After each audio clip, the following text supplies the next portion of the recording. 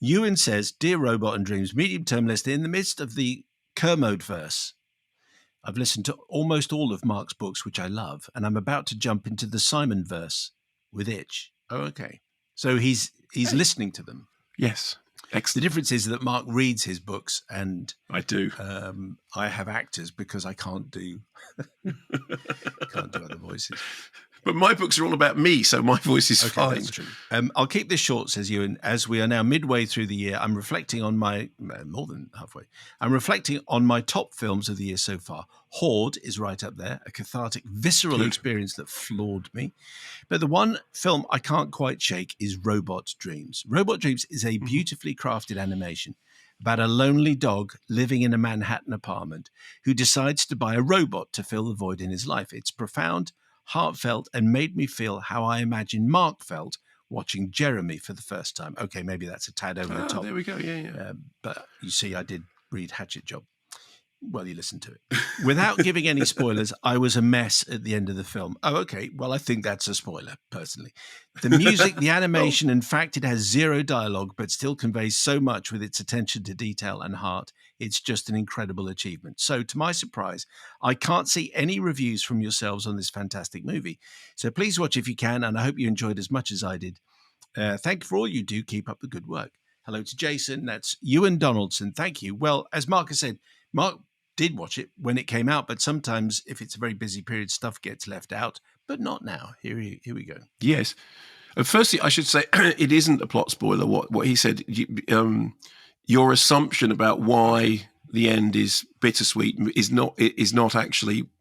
It may not be what you think. So it's a Spanish-French, essentially dialogue-free tragicomic animation about, as we were just told, a dog and a robot. It's directed by Pablo, I don't know if it's Berger or Berger, Bergr, who was previously known for Blancanieves, which I really, really liked, and Torremolino 73, which I didn't particularly like. That's about struggling, about an encyclopedia salesman who stumbles into X-rated movies. Blancanieves was very, very good. It was kind of Snow White thing. So this is his first animated feature based on a comic by Sarah Vaughan, which I haven't read.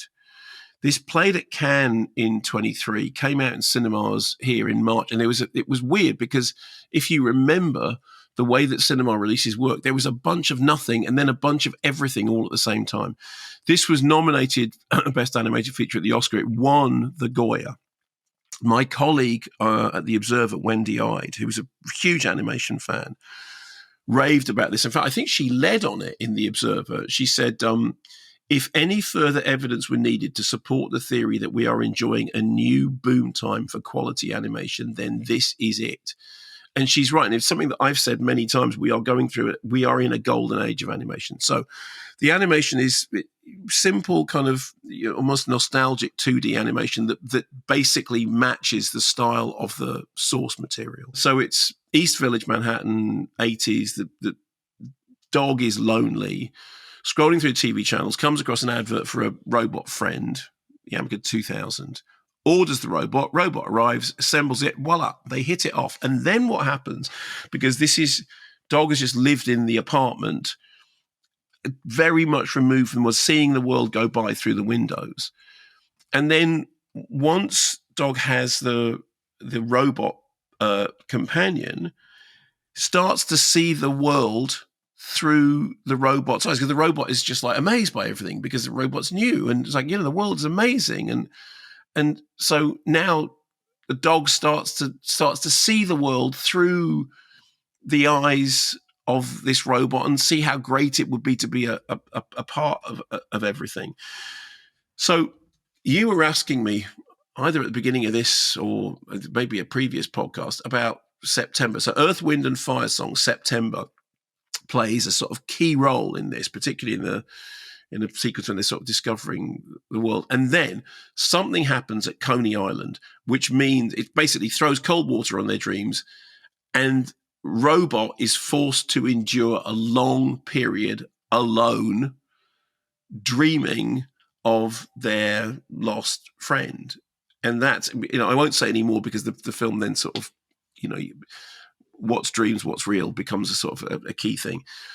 This put me in mind of a bunch of movies which I love. There was a rash of movies about lonely people and AI companions, and I know that the one that everyone refers to is Her, although I wasn't a fan of Her, but Robot and Frank, which is wonderful when this, older person gets given a companion robot that he immediately turns into an accomplice for crime. Brian and Charles, about this guy, living alone, inventing things, and he's alone, so he invents a robot out of a washing machine, and it's Charles Patricia. I mean, even AI, the Spielberg film, with that end vision of the little boy. I know he's not a little boy because he's a robot at the bottom of the sea with the light on, just stuck alone with his dreams and memories, and it's absolutely heartbreaking. All those things I was thinking of when I was watching Robot Dreams. And I remember Robbie Collin of This Parish really liked it as well and said, the genius of it is that the children will be enchanted and the parents will be in bits. Well, the parents will be in bits thing is exactly right. I mean, it's just, it is a very, very moving film about loneliness and also about overcoming loneliness and about the way in which friendship can be a strange, malleable, changeable thing. And if it has a message, I think it's really to do with it's better to be engaging with the world than to not be engaging with the world. But I think even putting a meaning on it is, as bold as that. It's whatever anyone makes of it. But it's definitely, you're gonna tear up. So take a hanky. So where can I see Robot Dreams?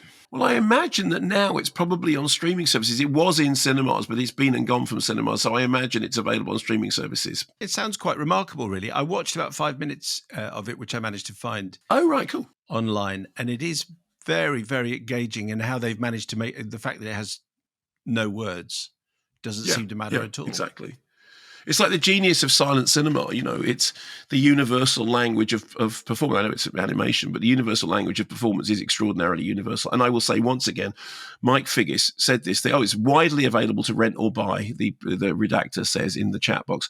Mike Figgis said this thing that before they invented sound cinema, on Ellis Island, they used to have a silent film that showed immigrants arriving in America how to understand the world that they were about to arrive in. And it was silent, and they just understood it because it was moving images. Perfect. And it didn't matter what language they spoke. They just understood Timeless stuff. Robot Dreams. Thank you very much indeed.